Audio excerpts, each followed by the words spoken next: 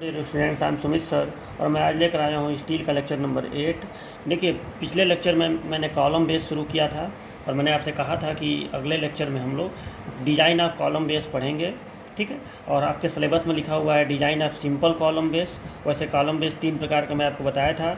एक slab base, ठीक है, दूसरा गसेटेड बेस और तीसरा ग्रिलेज फाउंडेशन। ये 3 प्रकार का मैं कॉलम बेस आपको बताया था। और मैंने आपको बताया था कि हमें इसका डिज़ाइन नहीं पढ़ना है, बस इंट्रोडक्शन लेना है। इन दोनों का डिज़ाइन हमें पढ़ना है। ठीक है, इसी को सिंपल कॉलम बेस कहते हैं। तो जनरली आपके सिलेबस में यही है। अगर एग्जाम में आपको कॉलम बेस कह के आए तो आप इसी का डिज़ाइन बताइएगा। ठीक है, न्यूमेरिकल भी आपको इसी का पूछेगा, लेकिन जनरली ये दोनों पढ़ाया जाता है। जब भी कॉलम बेस पढ़ाया जाता है तो ये दोनों पढ़ाया जाता है, तो मैं आपको दोनों पढ़ाऊँगा। ठीक है, तो चलिए आज हम लोग शुरू करते हैं डिज़ाइन ऑफ कॉलम बेस। इसका डिज़ाइन काफ़ी आसान है, इसका थोड़ा सा टफ होता है। तो देखिए कैसे डिज़ाइन करेंगे। तो देखिए, सबसे पहले तो ये देखिए कि जब डिज़ाइन ऑफ कॉलम बेस का क्वेश्चन आता है तो उसमें आपको क्या क्या दिया रहेगा। ठीक है, तो देखिए इसमें आपका गिवन रहेगा, इतना श्योर है ना कि कॉलम का डिटेल दिया रहेगा। मतलब कॉलम जनरली आई सेक्शन का ही कॉलम रहता है, तो जो आई सेक्शन का डिटेल है, मतलब आपको ऐसे लिखा रहेगा कि ISHB 300 ऐसे कुछ करके लिखा रहेगा। ठीक है, मैंने उसका डिटेल दिया रहेगा कि कौन सा कॉलम है और उसका डेप्थ वगैरह कितना है, ये सब आपको दिया रहेगा। मतलब मैं इसको सीधे लिख दे रहा हूँ कॉलम डिटेल। ठीक है, आपको कॉलम सेक्शन डिटेल आपको दे दिया रहेगा। ठीक है, ये तो ज़रूर दिया रहेगा और इससे ये पता चल जाएगा। अब देखिए, कॉलम सेक्शन डिटेल से आपको ये आइडिया लग जाएगा कि जो भी आई सेक्शन है, मान लो कि ये आई सेक्शन का कॉलम इस तरह से ऐसे प्रयोग किया गया है, इस तरह से। मैं थोड़ा सा ना ये रफली फिगर बना रहा हूँ अभी इतना। ठीक है, तो मान लो कि ये आई सेक्शन है, तो आपको ये पता लग जाएगा कि यहाँ से यहाँ तक ये कितना है, मतलब टोटल डेप्थ कितना है। वो तो नाम से ही क्लियर हो जाएगा, लिखा रहेगा ISHB HB जो भी लिखा रहेगा, उसके आगे जो भी संख्या होती है वो टोटल डेप्थ ही होता है। ठीक है, आपको ये भी पता चल जाएगा। अगर आप उसको स्टील टेबल में जाकर देखें तो यहाँ से यहाँ तक का ये फ्लैंज जिसको बोलते हैं, फ्लैंज का भी चौड़ाई पता चल जाएगा, तो ये भी हो जाएगा। अच्छा, कई बार क्या करता है कि कॉलम के साथ आपको मालूम है कि बिल्टअप कॉलम जब बनाया जाता है तो यहाँ पे कवर प्लेट भी साथ में, ठीक है, ऐसे कवर प्लेट लगा दिया जाता है। तो इस तरह से ज़्यादा स्ट्रेंथ के लिए बनाया जाता है। तो अगर ये लगा रहेगा कॉलम में तो आपको ये भी दे देगा कि इतना, या इसका साइज दे देगा कि 300 गुणे 10 mm या जो भी है 300 गुणे 16 mm का कवर प्लेट लगाया गया है दोनों तरफ। ऐसे आपको डिटेल दे देगा, मतलब ये कॉलम के सेक्शन का पूरा आपको डिटेल देगा। तो चलो, ये तो आप समझ गए। दूसरा चीज़ देखिए क्या देगा। दूसरा चीज़ आपको ये श्योर है कि कितना लोड लग रहा है कॉलम पे, वो आपको ज़रूर देगा। Load on column, axial load. ठीक है, एक्सियल लोड ऑन कॉलम, जाहिर सी बात है कॉलम है तो उसको ऊपर कितना एक्सियल लोड लगेगा ये आपको दे देगा। एक्सियल लोड ऑन कॉलम, इसको मैं W लिख दे रहा हूँ। ठीक है, तीसरा चीज़ देखिए आपको क्या देगा। देखिए तीसरा चीज़ आपको बियरिंग स्ट्रेंथ ऑफ कंक्रीट दे देगा। Bearing strength of concrete. Bearing strength of concrete का मतलब हुआ कि कंक्रीट कितना प्रेशर सहन कर पाएगा। तो इसको मैं PC लिख दे रहा हूँ, स्मॉल PC। ठीक है, बियरिंग स्ट्रेंथ ऑफ कंक्रीट मतलब permissible bearing stress. Permissible bearing stress यानी कितना वो अधिकतम बियरिंग स्ट्रेस सहन कर लेगा, उसी को हम लोग बियरिंग स्ट्रेंथ कहेंगे। ठीक है, मतलब एक तरह से सिंपल लहजे में कहा जाए तो कंक्रीट कितना प्रेशर सहन कर लेगा। उससे ज़्यादा प्रेशर होने पर जो भी पदार्थ उस पर रखा गया है वो धंसने लगेगा उस पर।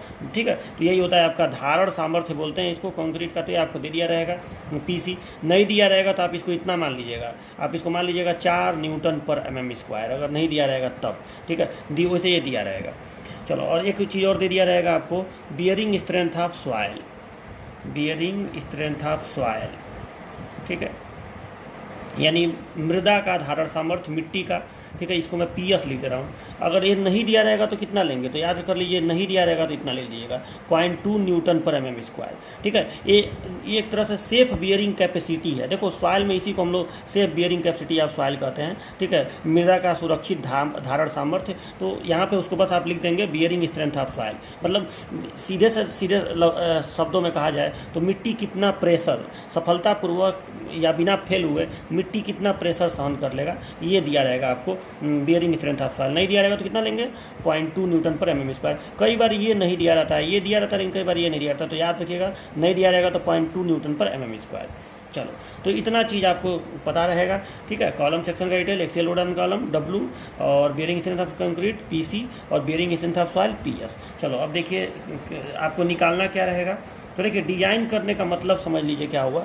स्लैब बेस का डिज़ाइन कर रहे हैं। मैंने आपको लास्ट लेक्चर में बताया था कि स्लैब बेस जो होता है उसमें कॉलम के नीचे एक सिंपल इस तरह की प्लेट होती है। आपको हम फिगर भी दिखाए थे।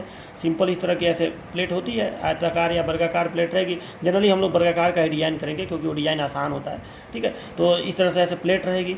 अब इस प्लेट का आपको ये लंबाई बताना, इस प्लेट का चौड़ाई बताना। वैसे हम वर्गाकार का ही करेंगे तो दोनों सेम ही रहेगा, ठीक है। और ये मोटाई बताना, तो यही आपका कहलाता है, मतलब इसकी भुजा बता देना और इसका ये मोटाई बता देना, यही कहलाता है डिज़ाइन करना, ठीक है। यही बेस प्लेट का डिज़ाइन आप कर देंगे तो हो गया। स्लैब बेस में यही बेस प्लेट का डिज़ाइन करना होता है। तो एक ये बता देना है। और फिर जो कंक्रीट का ब्लॉक रहेगा, कंक्रीट का जो चबूतरा नीचे रहेगा, उसका भी आपको बताना रहेगा कि उसका लेंथ कितना होगा।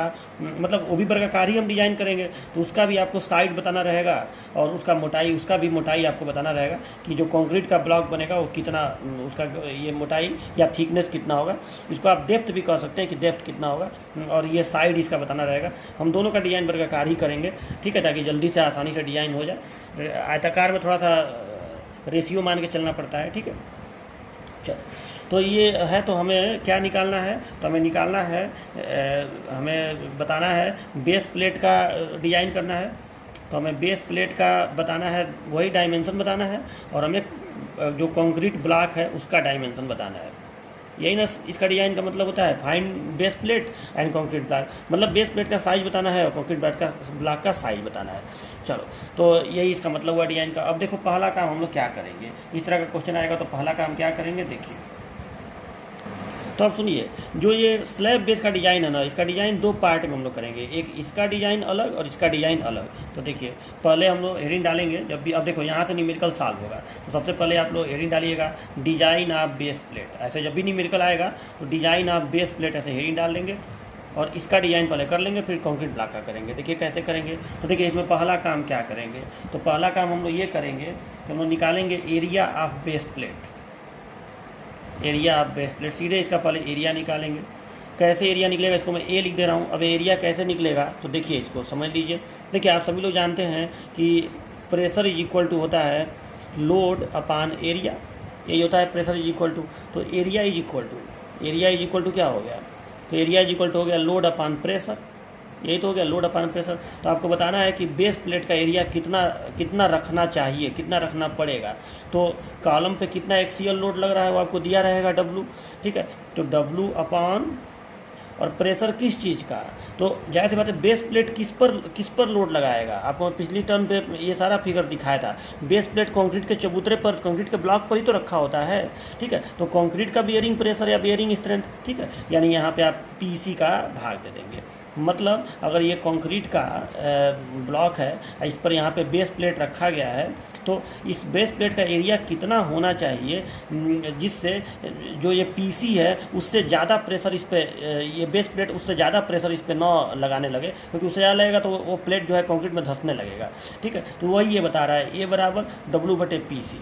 मतलब लोड अपान प्रेशर आप करेंगे, मतलब इतने लोड को अगर इतने प्रेशर में डिस्ट्रीब्यूट किया जाए तो कितना एरिया प्लेट का होना चाहिए। जाहिर बात है प्लेट का एरिया जो बड़ा होता जाएगा तो प्रेशर कम होता जाएगा, और जो प्लेट छोटा होता जाएगा प्रेशर ज़्यादा होता जाएगा। ये आप अच्छी तरह जान रहे हैं कि एरिया कम होने पर प्रेशर बढ़ जाता है, ठीक है। तो इतने प्रेशर के लिए कितना एरिया में चाहिए, क्योंकि हमें पता है कि इतना प्रेशर जो है वो कंक्रीट सफलतापूर्वक सहन कर लेगा, ठीक है। चलो, तो ये इससे निकल जाएगा A बराबर W/PC करके। तो ये आपका एरिया तो निकल गया बेस प्लेट का पहले ही स्टेप में, ठीक है। जब न्यूमेरिकल सॉल्व करेंगे तो ऊपर आई सब पहले लिख देंगे कि एक्सियल लोड W बराबर इतना, बियरिंग स्ट्रेंथ ऑफ कंक्रीट बराबर इतना, ये सब ऊपर बताए रहेंगे कि W क्या है, PC क्या है, ठीक है। यहाँ पे तो मैंने गिवन में लिखा है। देखो एग्जाम में कई बार आ जाता है डिज़ाइन स्टेप लिखने को, कि डिज़ाइन करने की प्रक्रिया को बताइए, उसके चरणों को बताइए। तो ऐसे आप लिखेंगे। न्यूमेरिकल आएगा तो बस आप ऊपर लिख देंगे गिवन, और गिवन में लिख देंगे ये पूरा लाइन लिखे axial load on column W बराबर इतना, ऐसे करके लिख देंगे। PC बराबर इतना, ऐसे। लेकिन उसको बताएंगे कि bearing strength of concrete PC है। मान लो एग्जामिनर जो है वो किसी और लेटर से इसको शो करता हो, किसी और बुक में कुछ और लेटर दिया हो, तो आप उसको पहले एक बार बता देंगे, बाद में आप A बराबर W/PC ऐसे करके कर देंगे, ठीक है। अब दूसरा स्टेप देखिए, जब ये हो जाएगा तो तुरंत आप क्या करेंगे कि आप मान के ही नहीं चल रहे हैं कि जो आपका बेस प्लेट है वो स्क्वायर है, तो स्क्वायर बेस प्लेट के लिए आप उसका निकालेंगे कि उसकी भुजा कितनी होगी, यानी उसका साइड कितना होगा। तो side of square base plate. अब देखिए अगर बेस प्लेट स्क्वायर है तो सीधी सी बात है कि उसका साइज कैसे निकल जाएगा। मान लो इसके साइड को मैं यल कह रहा हूँ, तो यल बराबर हो जाएगा √a। अरे अगर एक तल का क्षेत्रफल आपको मालूम है और इसका आपको मैं कहूँ वर्गाकार है ये, तो इसका मैं कहूँ कि भुजा कितना होगा, तो वर्गमूल निकाल दो उसका, ठीक है। तो यल बराबर √a हो गया, ठीक है। और यहाँ एक बात ध्यान रखिएगा कि यहाँ पे ये मिलीमीटर में आंसर आएगा, ठीक है। ये मिलीमीटर में सारा आंसर निकालिएगा। यहाँ लोड को भी न्यूटन बना लीजिएगा, अगर किलोमीटर दिया रहेगा तो न्यूटन बना लीजिएगा, इसको न्यूटन पर mm² बना लीजिएगा। कई बार बेयरिंग स्ट्रेंथ इस मात्रक में दे दिया रहता है इसमें तो इसको न्यूटन पर mm² बना के भाग दीजिएगा। ये सब ध्यान दीजिएगा, ठीक है, ताकि ये मिलीमीटर स्क्वायर में आए और ये मिलीमीटर में आ जाए। चलो ये हो गया दूसरा स्टेप, ठीक है। अब देखिए तो यहाँ पे जब आप यल निकालेंगे तो जाहिर सी बात है यल थोड़ा हो सकता है दशमलव में आए। मान लो ये यल आ गया, सपोज डैट आ गया 395, ठीक है। तो आप 395 नहीं देंगे, आप इसको 400 × 400 mm कर देंगे, ठीक है। थोड़ा सा बढ़ा के ही करिएगा और पूर्णांक बना लीजिएगा। पूर्णांक का मतलब अब ये नहीं कि 337, थोड़ा मतलब 10 के गुणनफल वाला, 10 के गुणनखंड वाला वो पूर्णांक बना लीजिएगा, ठीक है। मतलब 395 है तो उसको 400 कर लीजिएगा, इस तरह से थोड़ा बढ़ा लीजिएगा, इतना गुणे इतना, तो ठीक है। मतलब इसको थोड़ा सा आप चेंज कर लीजिएगा। तो अगर ये चेंज हो जाएगा तो देखिए अब तीसरा स्टेप आप क्या इस्तेमाल करेंगे। तीसरा स्टेप इस्तेमाल करेंगे actual pressure intensity below base plate, ठीक है। और इसको आप लिख देंगे, इस चीज़ को हम लोग प्रदर्शित करते हैं ओमेगा से, ठीक है। ये ओमेगा अक्षर इसके लिए बनाया गया है, तो ओमेगा ही प्रयोग करिएगा, ठीक है। बताऊंगा क्यों, क्योंकि आगे चल के इस ओमेगा का यूज होगा। अब मैं क्या लिखा हूँ इसको ज़रा समझ लीजिए। देखो अभी आप इस PC का यूज करके और ये एरिया निकाले हैं, ठीक है, एरिया निकाल लिए और इस एरिया का वर्गमूल निकाल के आप यल निकाले। लेकिन अब आप यल जो आया उसको उतना नहीं प्रदान किए, थोड़ा बदल दिए, ठीक है। जाहिर सी बात है थोड़ा सा आप बदल दिए, थोड़ा बढ़ा दिए। तो अब थोड़ा सा आप बढ़ा दिए तो उस कंडीशन में मान लो कि ये आपका कंक्रीट का ब्लॉक है ऊपर से देखने पर, और इसके ऊपर मान लो कि आपने बेस प्लेट इतना निकाला कि हाँ 400 mm × 400 mm का बेस प्लेट होगा। तो अब ये 400 mm × 400 mm का जो बेस प्लेट है, इसके ऊपर कॉलम है, यहाँ पे ऐसे कॉलम है, तो कॉलम पे जब लोड आ रहा है तो उस कॉलम की वजह से अब कितना प्रेशर ये बेस प्लेट कंक्रीट पे आरोपित करेगा, ठीक है। मतलब उसके नीचे, इस बेस प्लेट के नीचे, जैसे ये बेस प्लेट है, इसके नीचे जो प्रेशर आएगा वही प्रेशर ना कंक्रीट पे जाएगा, तो इसके नीचे कितना प्रेशर रहेगा वो आपको बताना है, ठीक है। अगर आप यही वाला साइज चूज कर लेते, मान लो कि एकदम सेम टू सेम यही साइज चूज कर लेते, तो प्रेशर यही वाला हो जाता, बियरिंग स्ट्रेंथ ऑफ कंक्रीट।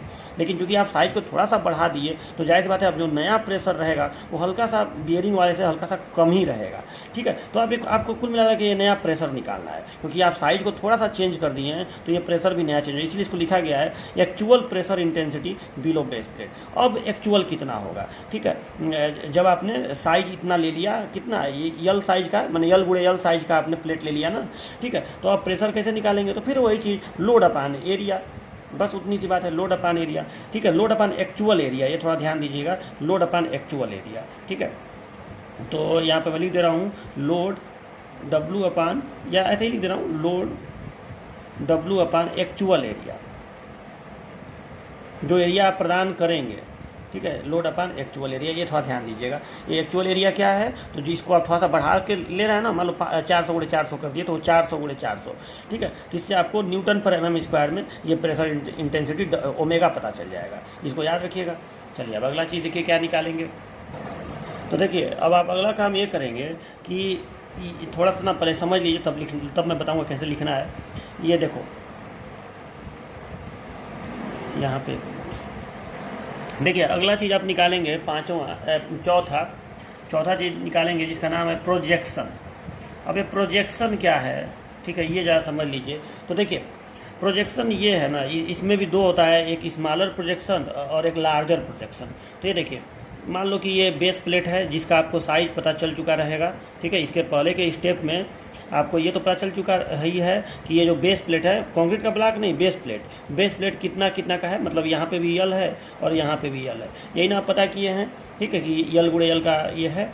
थोड़ा सा उसको चेंज किए हैं, थोड़ा सा ये ध्यान दीजिएगा, मतलब आप यल को थोड़ा सा चेंज किए हैं। मान लो आ गया 390 तो उसको आप 400 ले लिए हैं, 395 है तो 400 ले लिए हैं, तो जो भी आप चूज किए हैं वो वाला ये यल है।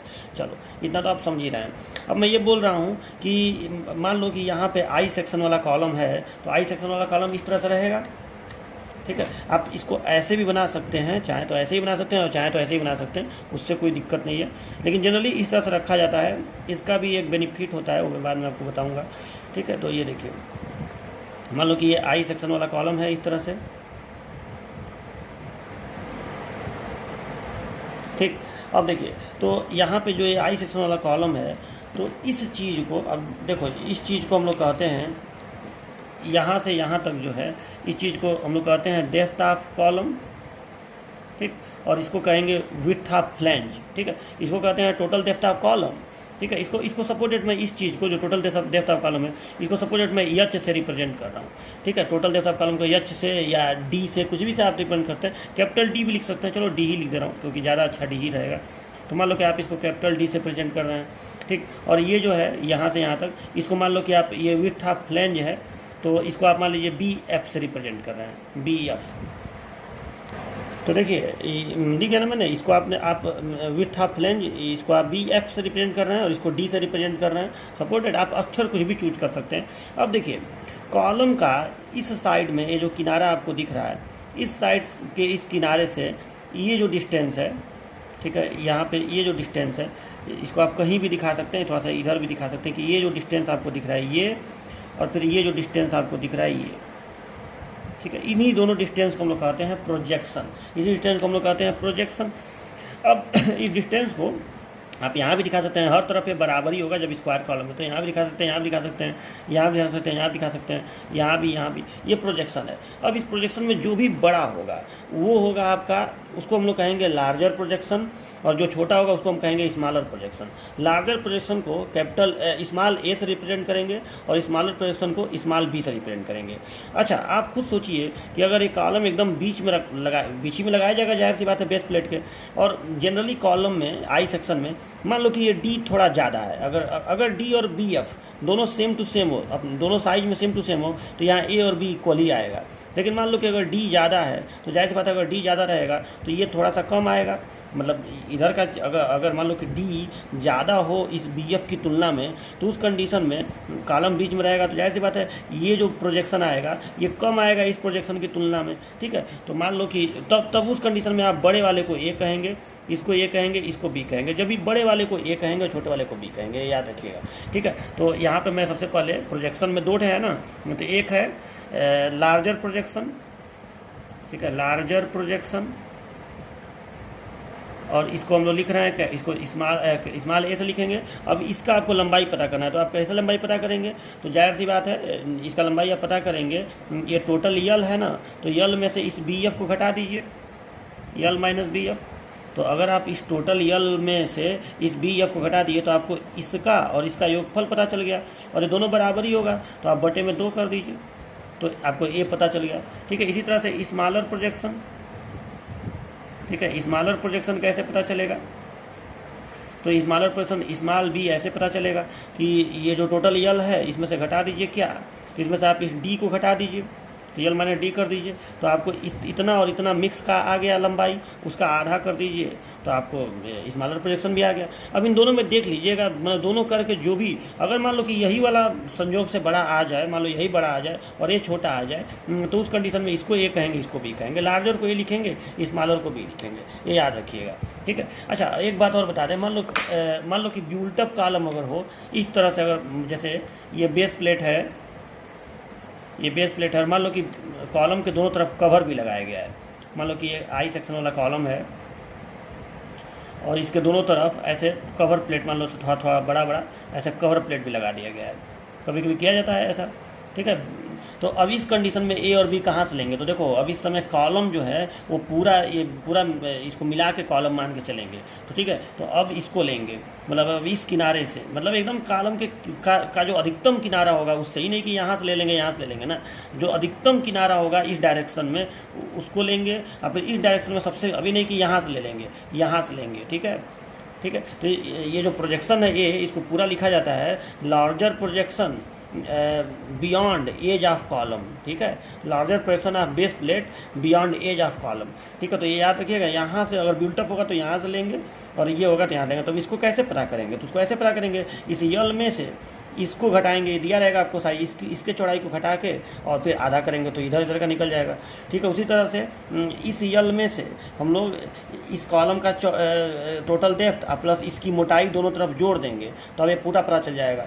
तो इस यल में से इस पूरे को घटा के आधा करेंगे तो इधर वाला पता चल जाएगा। अब दोनों में से जो भी बड़ा है वही आपका ए कहलाएगा, जो छोटा है वो बी कहलाएगा। तो अब गलती मत करिएगा, ठीक है। अब देखिए, तो अब चौथा चीज़ हो गया। पांचवा चीज़ क्या करेंगे, तो देखिए हमको बेस प्लेट का ये पता चल गया। इसको आप बेस प्लेट कहिए चाहे स्लैब बेस कहिए, दो तरह का है ना, स्लैब बेस और गसेटेड बेस। तो हम लोग स्लैब बेस वाला कॉलम बेस पढ़ रहे हैं, तो इसको आप स्लैब बेस वाले में जाहिर सी बात है एक बेस प्लेट का होता है, और गसेटेड वाले में आपको बताया ही था कि बेस प्लेट के साथ साथ गसेट प्लेट और गसेट एंगल भी होता है। तो अब देखिए, तो ये जो है अब हमको बताना है कि इसका थिकनेस कितना होगा। तो अब यही लास्ट काम हम लोग कर देंगे, मतलब जो हम लोग बेस प्लेट का डिज़ाइन कर रहे हैं ना, अभी इसके बाद कंक्रीट ब्लॉक का इसके बाद करेंगे। दो तरह का, मतलब जो स्लैब बेस का हम लोग डिज़ाइन करते हैं, तो इसमें दो पार्ट होता है ना, एक होता है आपका बेस प्लेट का डिज़ाइन और एक होता है कंक्रीट ब्लॉक का डिज़ाइन। तो अभी हम लोग बेस प्लेट का कर रहे हैं, तो बेस प्लेट का साइज तो निकल गया, ठीक है। अब निकालेंगे थिकनेस ऑफ बेस प्लेट। अब इस थिकनेस ऑफ बेस प्लेट को हम लोग टी लिखते हैं। अब इस टी का देखिए IS 800 ने इसका फार्मूला दिया हुआ है, और उसी फार्मूला में ये ए और बी की ज़रूरत है। तो देखिए इसका फार्मूला क्या है, तो देखिए टी बराबर है, फार्मूला देखिए √3 ओमेगा अपान sigma BS into A² minus B² बटे 4। ठीक है, ये आपका फार्मूला है थिकनेस ऑफ बेस प्लेट का। ये ठीक है, IS 800 ने इस फार्मूला का दिया। अब इस फार्मूले में आप बता देंगे कि सारी चीज़ें क्या हैं, ठीक है। तो वेयर ओमेगा क्या है, तो ओमेगा है intensity of pressure below base plate, मतलब बेस प्लेट के नीचे जो इंटेंसिटी ऑफ प्रेशर है, और इसका मात्रक न्यूटन पर mm² में ही आप रखेंगे, ठीक है। और ये ओमेगा निकल चुका है, ठीक है, यहाँ पे आपको मैं दिखाया ही था, इस जगह पे ये ओमेगा यहाँ पे निकल चुका है, यहाँ पे, ठीक है। तो ये हो गया, चलो ये इसलिए वहाँ पे ओमेगा निकाला गया था। अच्छा, ये ए और बी क्या है ये भी बता दीजिए, व्हाट इज ए। तो ए को आप कहेंगे लार्जर प्रोजेक्शन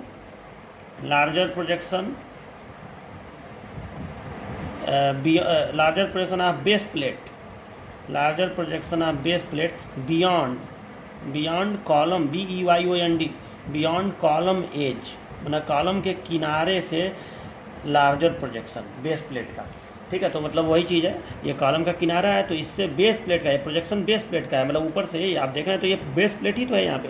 तो बेस प्लेट का प्रोजेक्शन है और लार्जर प्रोजेक्शन है कॉलम के किनारे से। तो ये क्या लिखेंगे, ए को larger projection of base plate beyond column edge, और बी को क्या लिखेंगे, तो बी में बस यहाँ पे स्मॉलर प्रोजेक्शन लगा देंगे, ठीक है। चलिए, तो ये बी हो गया, smaller projection of base plate beyond column edge, ठीक है, मतलब कॉलम के किनारे से बेस प्लेट का छोटा प्रक्षेप, ये हो गया। अब इसके बाद देखिए, इसके बाद लास्ट एक चीज़ फार्मूला में क्या दिख रहा है, सिग्मा BS। अच्छा, तो इसमें देखिए तो ओमेगा निकल ही चुका है, ये निकली चुका है, ये निकली चुका है, बस BS बाकी है। तो सिग्मा BS देखिए, सिग्मा BS को कहा जाता है परमिसिबल बेंडिंग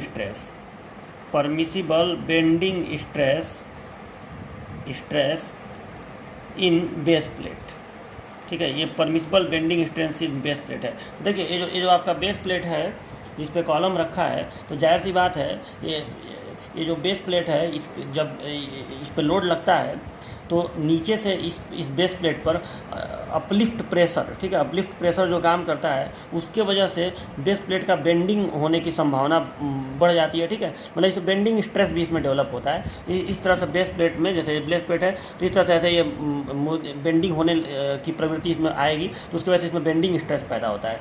तो उस बेंडिंग स्ट्रेस का परमिसिबल मान यहाँ पे इस्तेमाल किया जाएगा। अब इसका मान निकालना नहीं है, बल्कि इसका मान कोड ने दिया है, कोई भी बेस प्लेट किसी भी स्टील के ग्रेड का बना हो, इसका मान 185 न्यूटन पर mm² रखा जाता है, ठीक है। तो ये आपको बस ऐसे ही याद रखना है कि सिग्मा BS का मान 185 रखेंगे। तो सारा चीज़ का जानकारी इससे हो गया। सीधे इस फार्मूला में रखेंगे, ये 185 रखेंगे, ये ए और बी मिलीमीटर में रखेंगे, ओमेगा भी न्यूटन पर mm² में रखेंगे। तो जैसे ही रखेंगे टी का मान मिलीमीटर में आ जाएगा, ठीक है। जो आएगा बस, जैसे मान लो दशमलव में आ गया तो थोड़ा उसको अच्छा नंबर बना के और वही इस्तेमाल कर देंगे। तो हो गया ये आपका बेस प्लेट का यल पहले ही निकल चुका है, ये निकल ही चुका है, साइड वर्गाकार आप माने हैं तो अब ये मोटाई भी निकल ही गया, हो गया। तो ये बेस प्लेट का डिज़ाइन तो हो गया यहाँ पे, ठीक है।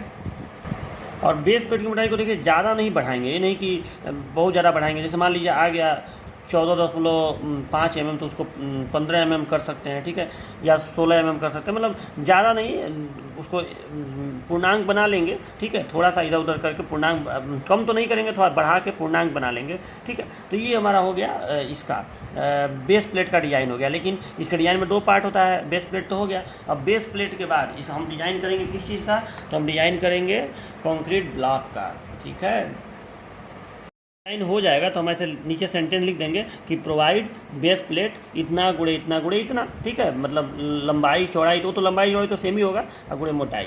अब इसके बाद हम लोग जब हो जाएगा ये इतना, तो फिर लिखेंगे डिज़ाइन ऑफ कंक्रीट ब्लॉक, ठीक है। ऐसे जैसे वहाँ पे हेडिंग डाले थे ना, डिज़ाइन ऑफ बेस प्लेट, वैसे ही अब हेडिंग डालेंगे डिज़ाइन ऑफ कंक्रीट ब्लॉक, ठीक है। यहाँ पे हम लोग शुरुआत किए थे तो यहाँ पे सबसे पहला हेडिंग डाले थे डिज़ाइन ऑफ बेस प्लेट, फिर हम लोग 1 2 3 ऐसे स्टेप बढ़ते गए, ठीक है। और इतना करने के बाद हम लोग ये प्रोजेक्शन वगैरह निकाले, ठीक है, सब कर लिए। फिर थिकनेस का ये फॉर्मूला इस्तेमाल किए, और ये करने के बाद हमारा यहाँ पे डिज़ाइन हो गया। उसका सेंटेंस लिख देंगे, जब न्यूमेरिकल कराऊंगा तो मैं लिख के दिखाऊंगा। चलो अब हम लोग कंक्रीट ब्लॉक का डिज़ाइन करेंगे। तो इसमें देखिए पहला स्टेप ये रहेगा कि जो कंक्रीट ब्लॉक हमारा बनेगा उसका सेल्फ वेट, हम लोग उसका सेल्फ वेट निकालेंगे। देखिए self weight of concrete block, और ये कोड ने आपको बोला है कि कंक्रीट ब्लॉक का सेल्फ वेट आप लोग ले लेंगे 10% of column axial load. Column जितना एक्सियल लोड ट्रांसफ़र करेगा उसका 10%, ठीक है, उसका 10% हम लोग ले लेंगे self weight of concrete block. चलो ये भी निकल गया, ठीक है। अभी बस ये पहला ऐसे याद रखेंगे कि 10% हम लोग लेते हैं। फिर दूसरा काम हम लोग क्या करेंगे कि एरिया ऑफ कंक्रीट स्लैब निकालेंगे, ठीक है, एरिया ऑफ कंक्रीट स्लैब। चलो इसको मैं AC लिख दे रहा हूँ, एरिया ऑफ कंक्रीट स्लैब को। अब ये कैसे निकलेगा, तो ये निकलेगा जो टोटल लोड आएगा कंक्रीट ब्लॉक पर। तो टोटल लोड कितना आएगा, तो देखिए कितना आएगा ये टोटल लोड, ये आएगा 1.1 W, ठीक। और इसको डिवाइड कर देंगे हम लोग bearing strength of soil PS से, ठीक है। अब ये 1.1 W मैंने क्यों किया है, देखो W एक्सियल लोड है, ठीक, और उसमें 10% और जोड़ देना है, मतलब W प्लस W का 10%, ठीक है, W प्लस W इंटू 10/100, यही तो करना है। W में W का 10% आपको ऐड कर देना है, ठीक है, तो आएगा 1.1 W, ठीक है। तो वही मैंने कर दिया 1.1 W बटे PS, मतलब ये बस आपको मैं बता दिया कि 10% लेते हैं, इसको आप कैलकुलेट मत करिएगा, बस ऐसे लिख दीजिएगा। तो एरिया ऑफ कंक्रीट स्लैब हो जाएगा total load on concrete block upon bearing strength of soil, ठीक है। मतलब अब ये बेस प्लेट है, जाहिर सी बात है बेस प्लेट टिका है किस पे, कंक्रीट ब्लॉक पे। तो कंक्रीट ब्लॉक का एरिया कितना होगा, तो कंक्रीट ब्लॉक को प्रेशर किस पे लगाना है, सॉइल पे। तो आप सॉइल के प्रेशर से सॉइल के बियरिंग स्ट्रेंथ को डिवाइड करेंगे यहाँ पे, टोटल जो लोड आएगा इस पर। तो इस पर तो भाई जाहिर सी बात है कॉलम का तो लोड आएगा ही, प्लस इसका अपना भार भी तो रहेगा, कंक्रीट भारी पदार्थ है, अपना भार भी इसका रहेगा। तो दोनों का एक करके हम लोग ऐसे कर देंगे तो एरिया ऑफ कंक्रीट स्लैब निकल जाएगा, ठीक है। अब देखिए तीसरा काम करेंगे हम लोग, साइड ऑफ कंक्रीट ब्लॉक ना, साइड ऑफ कंक्रीट ब्लॉक, ठीक है। तो साइड ऑफ कंक्रीट ब्लॉक जो है ये कैसे निकलेगा, तो इसको मैं कैपिटल L लिख दे रहा हूँ, बेस प्लेट वाले को स्मॉल L लिखा था, इसको कैपिटल L, तो ये हो जाएगा √AC, ठीक है। इसका अंडर रूट कर दो, स्क्वायर मान के मैं चल रहा हूँ, तो √AC कर ये निकल जाएगा। अच्छा अब ये जो भी आएगा, मान लो कि एकदम दशलों में आएगा, तो हल्का सा उसको बड़ा करके 10 का गुणनखंड बना लेंगे, ठीक है। तो मैंने 10 के गुणक बना लेंगे, 10 का गुणक उसको बना लेंगे, तो हो जाएगा आपका, चलिए इतना गुणे इतना, मान लो आ गया सपोज डेट 2000 × 2000 जो भी आए, 2000 × 2000 mm में उसको रखेंगे, ठीक है। यहाँ लोड को न्यूटन में रखेंगे, और ये आपको अच्छा PS नहीं दिया रहेगा तो कितना लेंगे, 0.2 N/mm², ठीक है। तो ये हो जाएगा, तो ये मिलीमीटर में आपका आ जाएगा। तो ये जब हो जाएगा तो उसके बाद हम लोग इसको थोड़ा सा मतलब 10 का गुणक बना के अच्छा संख्या उसको बना लेंगे, ठीक है। अब बस एक लास्ट चीज़ हमको निकालना रहेगा कि जो कंक्रीट ब्लॉक है उसकी मोटाई कितनी होगी। मतलब ये जो कंक्रीट ब्लॉक नीचे आप दे रहे हैं, सामने से देखने पर वो कंक्रीट ब्लॉक ऐसे दिखेगा ना, ऐसे ये कंक्रीट ब्लॉक ऐसे दिखता है, ठीक है। और उसके ऊपर ऐसे बेस प्लेट रहता है, ठीक है। और इस बेस प्लेट के ऊपर ऐसे कॉलम रहेगा, ठीक है। इस तरह से ऐसे यहाँ पे थोड़ा सा हट के यहाँ पे इस तरह से ऐसे कॉलम रहेगा। ये I सेक्शन वाला कॉलम है, तो जाहिर सी बात है ये I सेक्शन का दोनों तरफ ऐसे फ्लैंज, और फिर ये बीच में उसका वेब है, ठीक है। ये आपका I सेक्शन का कॉलम है, ऐसे ही तो रहेगा। और फिर इधर एंगल बगल में आप जान रहे हैं कैसे एंगल रहता है, इसको क्लीट एंगल बोलते हैं, ठीक है। तो ये जो आपका कंक्रीट ब्लॉक है, इसका ये मोटाई, इसको आप डेप्थ भी कह सकते हैं या थिकनेस भी कह सकते हैं, थिकनेस ऑफ कंक्रीट ब्लॉक, ठीक है। तो अब ये कैसे निकालेंगे, जैसे आप बेस प्लेट में इसका थिकनेस सूत्र से निकाले थे, इसका कैसे निकालेंगे, तो ये देखिए इसका थिकनेस आप कैसे निकालेंगे। तो देखिए यहाँ पे लिख रहा हूँ थिकनेस ऑफ कंक्रीट ब्लॉक,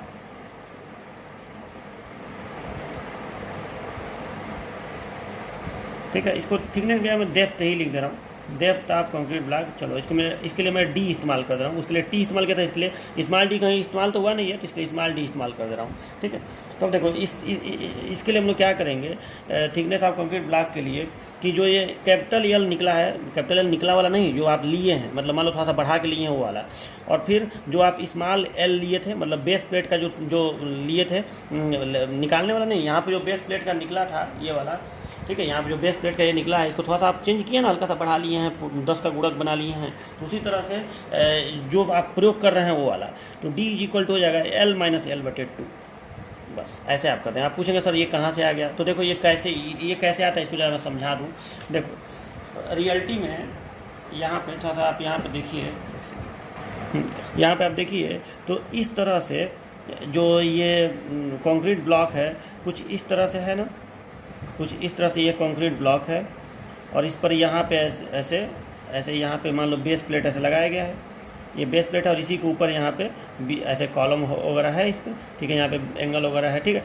चलो वो सबसे हमको मतलब नहीं है। अभी देखिए होता क्या है कि ये चीज़ आपको निकला है, यहाँ से यहाँ तक ये निकला है कैपिटल एल, ठीक, और ये साइज जो है इसका यहाँ से यहाँ तक निकला है स्मॉल एल, ठीक है, और आपको ये गहराई बताना है। तो देखिए जनरली ये जो कॉलम है, ये जो बेस प्लेट है, इस बेस प्लेट का हम लोग लोड जो है 45 अंश पे डिस्ट्रीब्यूट करते हैं, 45 डिग्री पे। देखिए तो जब आप इसको 45 डिग्री पे ऐसे डिस्ट्रीब्यूट करेंगे ना, ऐसे मान लो कि ये 45 डिग्री पे जब आप इसको ऐसे डिस्ट्रीब्यूट करेंगे, ठीक है, ऐसे 45 डिग्री पे डिस्ट्रीब्यूट होगा, तो अब आपको ये बताना है कि देखो टैन, ये बताइए कि ये अगर लेंथ कैपिटल एल है और ये लेंथ अगर स्मॉल एल है, तो ये लेंथ और ये लेंथ जो दोनों तरफ निकला हुआ है, दोनों तरफ, जो कि ये तो साइज अब आप निकाल चुके हैं, तो ये लेंथ और ये लेंथ कितना होगा, तो सीधी सी बात है कि ये लेंथ होगा L माइनस L/2, यहाँ से यहाँ तक का लंबाई कितना होगा L माइनस L/2, उधर से इधर का भी होगा, ठीक है। L में से L घटा देंगे तो इतना L माइनस L आ जाएगा, इन दोनों का योगफल, और आधा करेंगे तो इधर का केवल आ जाएगा। अब अगर 45 अंश यहाँ पे लोड डिस्ट्रीब्यूशन हो आपको करना है, तो सीधी सी बात है कि 45 अंश tan 45 का मान कितना होता है, tan 45 का मान होता है 1, ठीक है। तो 1 का मतलब क्या हुआ कि लंब बटे आधार दोनों का मान बराबर होना चाहिए, तो जितना ये होगा उतना ही ये होगा, तभी तो ये एंगल 45 डिग्री होगा, सीधी सी बात है, ठीक है। tan 45 का मान बराबर इतना बटे इतना, तो जितना ये होगा उतना ही होगा, तभी तो मान 1 आएगा। तो सही सी बात यह है कि ये मैं इसलिए ये वाला किया हूँ L माइनस L/2, क्योंकि मैं लोड डिस्ट्रीब्यूशन का जो एंगल है वो 45 अंश मान के चल रहा हूँ, ठीक है। इसीलिए ये आपका जो D है वो यही आएगा L माइनस L/2। तो मुझे पूरा उम्मीद है कि आपको ये समझ में आ गया होगा, ठीक है, ठीक है यार। मैं लिख भी दिया हूँ by taking load distribution at 45 degree, ये आ गया तो हो गया। इसके बाद फिर आप जब ये भी डिजाइन हो जाएगा तो लिख देंगे कि प्रोवाइड इतना गुणे इतना गुणे इतना कंक्रीट ब्लॉक, ठीक है, हो गया। और जब ये सारा हो जाएगा तो लास्ट में आपको एक फिगर बनाना रहेगा जिसमें आप प्लान और उसका एलिवेशन दोनों दिखा देंगे, बस प्लान और एलिवेशन दिखा देंगे फिगर के साथ, तो हो गया आपका ये डिजाइन कंप्लीट हो गया। इतना ही काम आपको करना है, हो गया डिजाइन कंप्लीट इसका। एक न्यूमेरिकल आपको इसका बताते रहे हैं। देखिए क्वेश्चन है, एक ISW 300 @ 481 Nm/m सेक्शन को 2 कवर प्लेट 360 × 20 mm सहित कॉलम के रूप में प्रयोग किया गया है। इस पर 2500 kN का एक्सियल लोड आ रहा है। यदि कंक्रीट व सॉइल का बियरिंग कैपेसिटी 4 Nm/mm² व 0.2 Nm/m² हो तो स्लैब बेस का डिज़ाइन कीजिए, ठीक है। तो कॉलम का डिटेल दे दिया कि ISW भी है 300 यहाँ पे क्या हो जाएगा, total depth of high section, ये उसका वेट दे दिया है, ठीक है। इसका कोई ज़रूरत अभी फ़िलहाल पड़ेगा नहीं, ठीक है। ये तो अगर आपको मान लो कि फ्लैंज वगैरह की चौड़ाई देखनी होती तब इसी के मदद से आप स्टील टेबल पर जाकर देखते, लेकिन इसमें उसकी ज़रूरत पड़ेगी नहीं। अब देखो अच्छा 1 मिनट, आई सेक्शन के साथ 2 कवर प्लेट, एक इस साइड में और एक उस साइड में, अभी बताया था ना, 2 कवर प्लेट लगाया गया है, 360 उसका चौड़ाई है और 20 जो है उसका मोटाई है। चलो यार, मतलब ये बिल्टअप सेक्शन है एक तरह का, और उस पर 2500 kN का एक्सियल लोड यानी W दे दिया, और बेयरिंग कैपेसिटी दोनों का दे ही दिया है। स्लैब बेस का डिजाइन करना है। ठीक है, तो चलो देखिए तो कैसे हल करेंगे इसको। तो एकदम आसान न्यूमेरिकल है। पहले गिवन लिख दीजिए axial load of column W, इसको रिप्रेजेंट करेंगे W से, और 2500 के आगे 3 जीरो लगा दीजिए, न्यूटन में हो गया। चलो bearing strength of concrete PC इसको लिखेंगे 4 दे दिया है। Bearing strength of soil PS 0.2 दे दिया है न्यूटन पर mm स्क्वायर। चलिए अब पहला हेडिंग डालेंगे डिजाइन ऑफ बेस प्लेट। बताया हूँ ना, पहले बेस प्लेट का करेंगे, अब तब कंक्रीट ब्लॉक का करेंगे।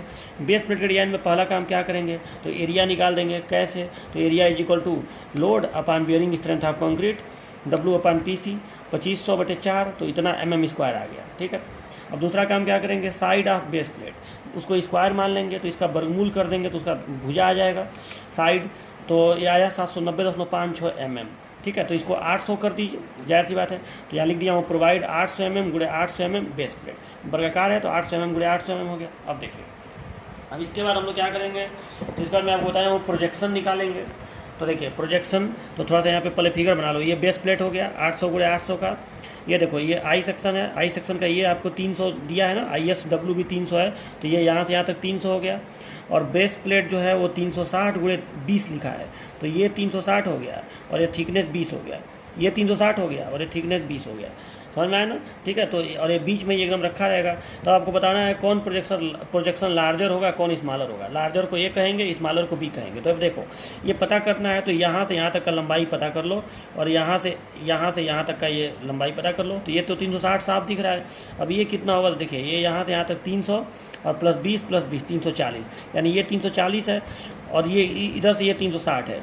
यानी इधर देखो ये लंबाई अगर 360 है, तो इधर जो बचेगा वो इसकी तुलना में ये लंबाई 340 है, तो इधर जो बचेगा, इधर ज़्यादा बचेगा, इधर कम बचेगा, सीधी सी बात है। क्योंकि देखो ये यहाँ से यहाँ तक 340 है, तो 340 800 में से आप 340 घटाएंगे, तो जो है बचेगा वो ज़्यादा बचेगा इसकी तुलना में कि आप 800 में से 360 घटाएँ। ठीक है, 800 में 360 घटाएंगे तो थोड़ा कम इधर बचेगा। तो यानी ये जो है वो ये वाला प्रोजेक्शन कहलाएगा। यहाँ पे ये जो है, यहाँ पे ये वाला प्रोजेक्शन कहलाएगा। ठीक है, ये वाला जो प्रोजेक्शन है ये यहाँ पे ये कहलाएगा।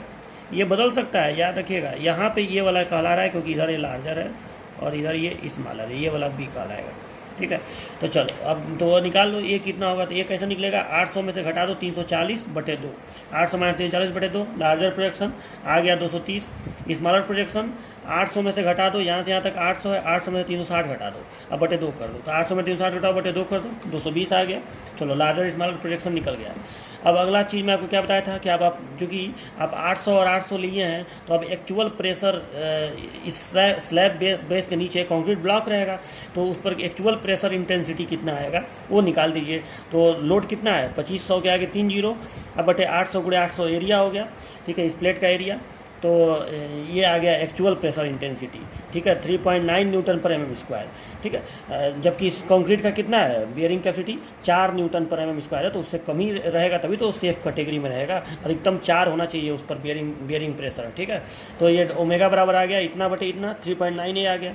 अब हम लोग लास्ट काम करेंगे थिकनेस ऑफ बेस प्लेट, और इसका ये फार्मूला आपको मैं बताया ही हूँ, अभी एक्सप्लेन किया था। सारा चीज़ इसमें रख दीजिए। ओमेगा सिग्मा BS 185 लेते हैं। ये क्या है sigma BS, permissible bending stress in base plate. ठीक है, 185 लेते हैं। ये आपका निकला है, B यहाँ निकला है, सब कर दीजिए। आया 50.79, इसको 52 ले लीजिए। ठीक है, थोड़ा सा बढ़ा दीजिए, सम संख्या में लिया जाता है, तो इसको 50. अब इसको ये नहीं कि 50.79 को 55 या 60 करें, थोड़ा सा ही बढ़ाइएगा, मोटाई है ना, तो इसको आप 52 कर दीजिए, तो थिकनेस ऑफ बेस प्लेट निकल गया। जब ये निकल गया तो अब केवल हम लोग ये लिख देंगे कि 10, इसलिए प्रोवाइड 800 गुणे 800 गुणे 52 mm बेस प्लेट, 800 गुणे 800 गुणे 52 mm बेस प्लेट हो गया। बेस प्लेट का डिजाइन हो गया। अब कंक्रीट ब्लॉक का डिजाइन करेंगे, तो इसमें पहला चीज़ area of concrete block AC, area बराबर लोड बटे क्षेत्रफल, लेकिन लोड में 1.1 का गुणा कर दीजिएगा, क्योंकि 10% वृद्धि कर देते हैं सेल्फ वेट के लिए। तो 1.1 गुणे 2500 के आगे 3 जीरो, अब बटे बियरिंग स्ट्रेंथ ऑफ सॉइल, तो 0.2। तो ये आ गया कंक्रीट ब्लॉक का एरिया।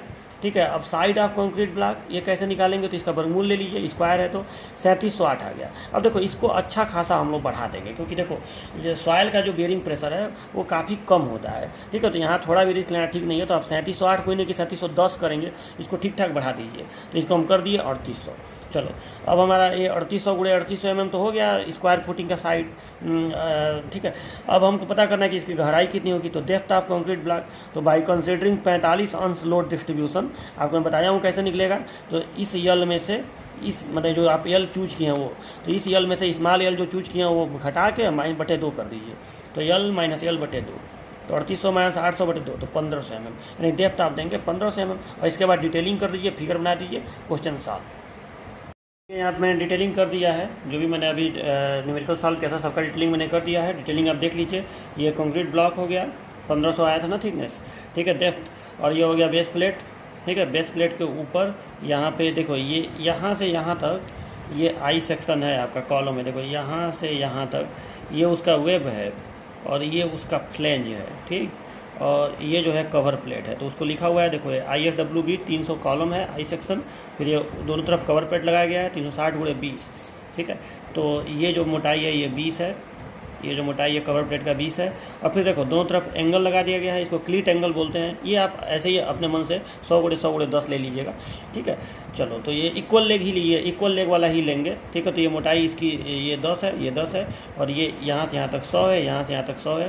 थोड़ा थोड़ा यहाँ पे बचेगा क्योंकि ये टोटल साइज तो 800 है ना, तो ये यहाँ से यहाँ तक 300 हो गया, 300 में ये 20 जुड़ा तो 340 हो गया, और 340 के बाद ये 100 और 100 जुड़ा तो 540 हो गया, और ये टोटल 800 है। तो जाहिर सी बात है थोड़ा थोड़ा इधर बचेगा भी, अच्छा खासा यहाँ बचेगा भी, ठीक है। चलो, बचना चाहिए भी, बचाया जाता है थोड़ा। चलो, ये हो गया। उसके बाद ये कंक्रीट ब्लॉक हो गया, ठीक है। तो ये तो इधर बन गया, ये इसको कहेंगे एलिवेशन। अब प्लान देखिए, तो ऊपर से देखेंगे तो जाहिर सी बात है ये 3800 का आया है, कंक्रीट का ये ब्लॉक हो गया। अब बीच में ऐसे बेस प्लेट 800x800 का, ठीक है। और ये बेस प्लेट के जब ऊपर से देखेंगे तो ये देखो ये आई सेक्शन, ठीक। और आई सेक्शन के दोनों तरफ क्या है, कवर प्लेट, ठीक है, 300 का। और उसके बाद ये क्लीट एंगल इस तरह से दिखेगा, देखो क्लीट एंगल इस तरह से, ये क्लीट एंगल का लेग, और फिर उसका जो फैला हुआ पोर्शन है, इसको ऊपर से देखने पर, इसके बदले में ऊपर से देखने पर ऐसे होता है ना एंगल सेक्शन, ऐसे, ठीक है, ऐसे होता है। तो ऊपर से देखने पर ये हिस्सा दिखेगा, और ये तो पूरा दिखेगा ही, तो ठीक है। तो ये यहाँ से लेकर यहाँ तक ये एंगल सेक्शन है, ठीक। और ये कवर प्लेट है, ये वाला हिस्सा, ठीक। तो ये हो गया। अब यहाँ पे सारा चीज़, और ये फाउंडेशन बोल्ट है जो चारों तरफ लगाया गया है, ठीक है। ये वो यहाँ पे है जिसको ये लाल रंग से दिखाया गया है ना, वो फाउंडेशन बोल्ट है, ठीक है। तो वो चारों कोनों पे ऐसे कस दिया गया, बेस प्लेट को फुटिंग में कस दिया जाएगा, और इसको ऐसे गोल करके ऐसे कर दीजिएगा। और ये प्लस भी साइन होता है रिविट का, तो जाहिर सी बात है यहाँ पे रिविट भी लगा रहेगा ना। ये जो क्लीट एंगल है उसको इससे बेस प्लेट से रिविट से जुड़ा गया रहेगा, और यहाँ भी रिविट रहेगा, ठीक है। ये रिविट यहाँ भी लगा रहेगा। अब उसको दिखा, ऐसे ही शार्ट में ऐसे दिखा देंगे, ये इससे भी ऐसे जुड़ा रहेगा रिविट से, ठीक है। यहाँ भी ऐसे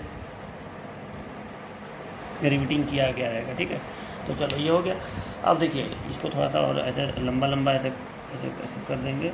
आप चाहें तो यहाँ पे बोल्ट का फिगर भी बना सकते हैं, जो मैं आपको रियल फिगर बनवाया दिखाया था ना इसके पहले लेक्चर में, उस तरह चाहें तो यहाँ पे बोल्ट का फिगर भी बना सकते हैं।